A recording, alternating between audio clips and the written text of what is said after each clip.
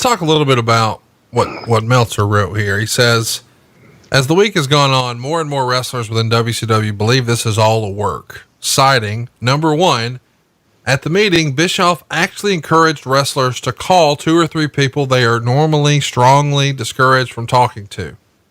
Specifically, he said Wade Keller and Dave Meltzer about the contents of these meetings where he's burying Flair because he says he wants his side of the story out and figuring that under the normal circumstances, if this wasn't a work, he'd just fire Ric Flair. And number 2, and this is a big one, quote, Arn Anderson was in the room when Bischoff was calling Ric Flair a swerve artist, bullshit artist, etc., and he didn't react at all. Then again, taking the other approach, it wasn't Anderson's place in that situation to react, and if he had reacted strongly at the boss burying his best friend in front of everyone, if this wasn't an angle, it probably wouldn't have been an intelligent reaction when it comes to his own long-term employment. Not only that, but if he had reacted in that situation, it would have looked even more like an angle.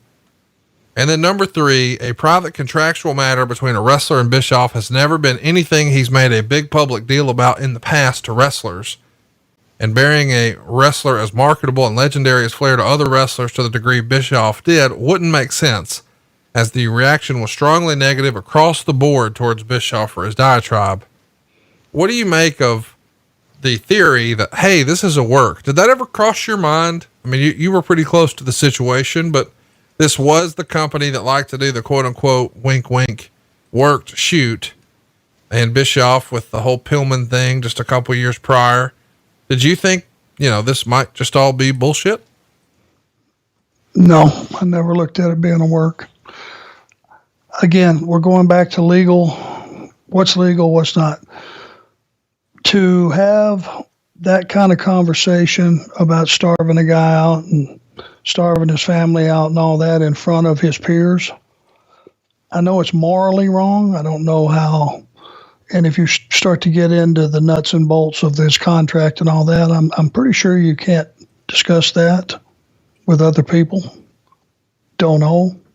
Just assuming. Everyone looked at me for a response. I asked the world, how are you going to win that thing? If I go, hey, you're way the fuck out of line, that's too personal.